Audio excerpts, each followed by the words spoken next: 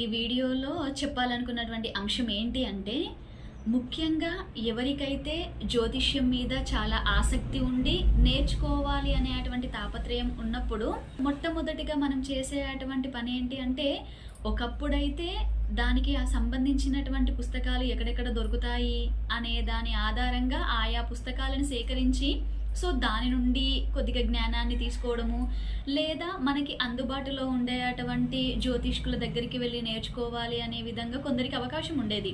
కానీ ఈ రోజుల్లో చూసుకున్నట్లయితే మనం ఏదో పుస్తకాల కోసం పరుగులు తీయాల్సినటువంటి పని లేకుండా, ఎక్కడ ఎవరు నేర్పిస్తారా వారి దగ్గరికి వెళ్ళి నేర్చుకుందాము అనే దాని లేకుండానే యూట్యూబ్ ద్వారా ఎందరో ఆస్ట్రాలజర్స్ యొక్క వీడియోస్ని మనము చూడడము, మనం వినడము, అంటే చదివి నేర్చుకున్న దానికంటే కూడా విని నేర్చుకోవడం కోసము ఎక్కువగా తాపత్రయపడుతున్నాము. అది చాలా సులువుగా అనిపిస్తుంది ఈ రోజుల్లో, అవునా?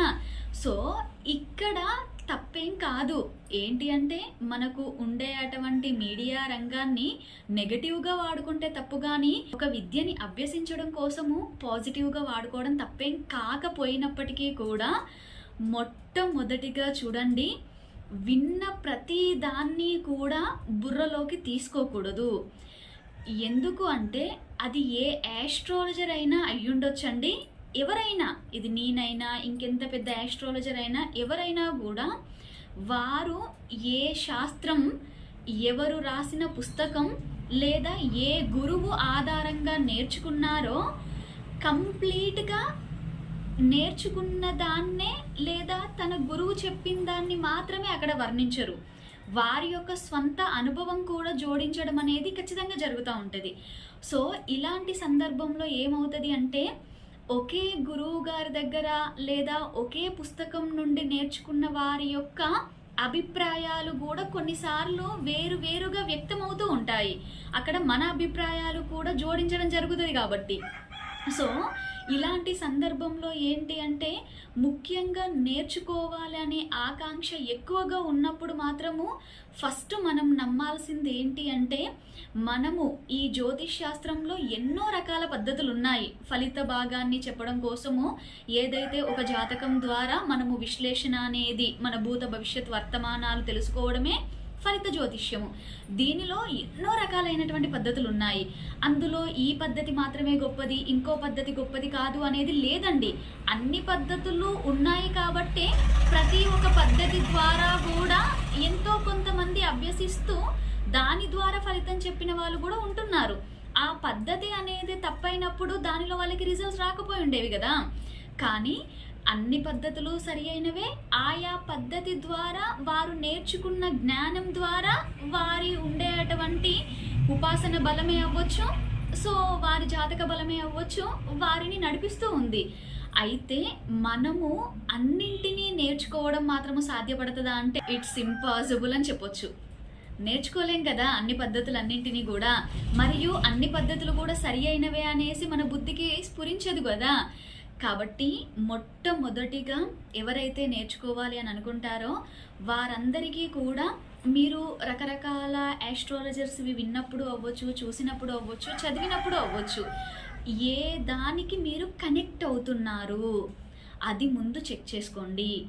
ఓకే, ఆ కనెక్ట్ అయినటువంటి దానినే గట్టిగా పట్టుకోండి.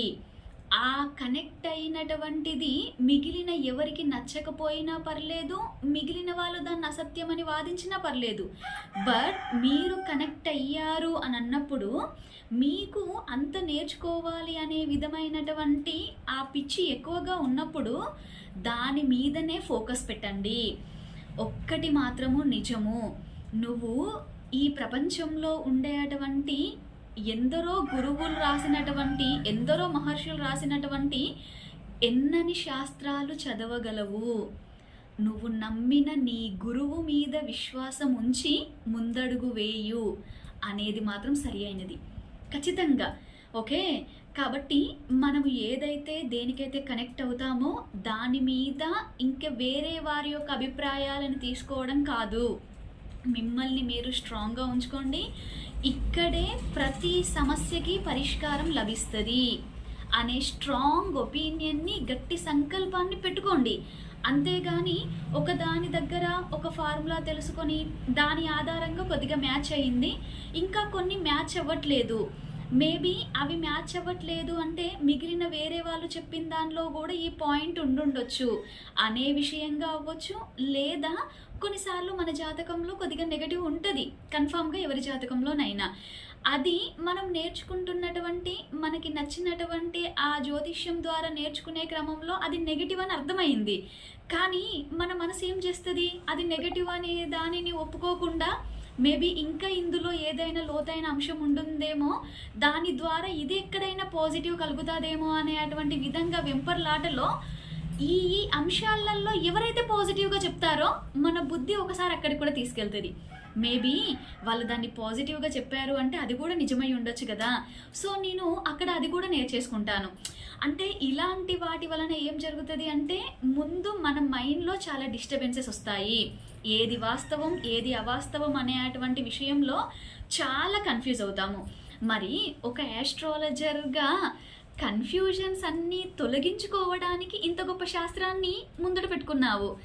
ఇదే శాస్త్రం ఆధారంగా ఇంతమందివి వినడం ఆధారంగా, ఇన్ని పుస్తకాలు చదవడం ఆధారంగా, లేదా ఇన్నిన్ని ఆలోచనలు చేయడం ఆధారంగా నువ్వు మొట్టమొదలే కన్ఫ్యూజన్ స్టేట్లో పడిపోతే దీనికి అర్థమేముంది? ఇంకా ఇది నేర్చుకోవాలి అనేటువంటి ఆకాంక్షకి అర్థం ఏముంది ఇంకా? ఓకే, సో మళ్ళీ ఇక్కడ కొందరు ఆర్గ్యూ చేయొచ్చు, ఏదైతే ఒకరు చెప్పేటువంటి విధానము ఒక గురువు రాసిన దాన్ని ఇది స్ట్రాంగ్ అని గట్టిగా పట్టుకోమంటున్నారు, మేబీ అందులో తప్పులు ఉండొచ్చు కదా అని అంటే ఆలోచించండి. తప్పులు లేనిది ఎక్కడ ఉంది? వైద్యంలో లేదా, న్యాయశాస్త్రంలో లేదా, మన విద్యాశాస్త్రంలో మనం ఏదైతే ఈ రోజుల్లో ఒక్కొక్క ఉద్యోగం కోసము ఒక్కొక్క విద్యని అభ్యసిస్తున్నామో అందులో ఎందులో తప్పులు లేవా?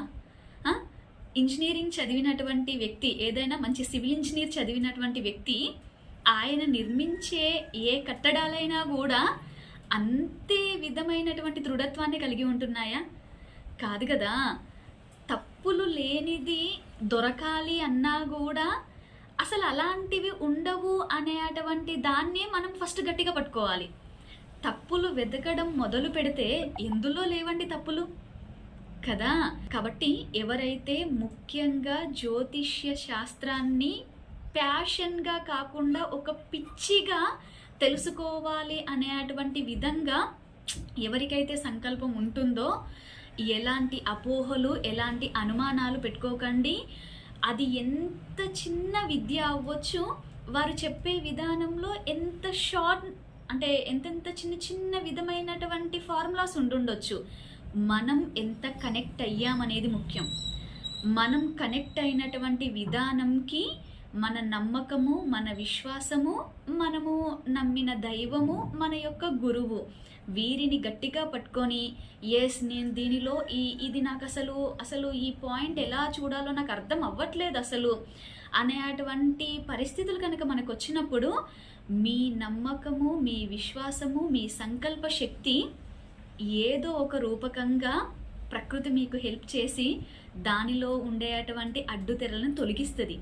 కానీ మొట్టమొదటనే మన మనస్సులోనే ఆ స్ట్రాంగ్నెస్ లేకపోతే, ఆ సంకల్ప శక్తి లేకపోతే, ఆ నమ్మకము, ఆ విశ్వాసము అనేది లేకపోతే దట్స్ ఇట్, అన్నీ క్వశ్చన్ మార్కులే ఇంకా.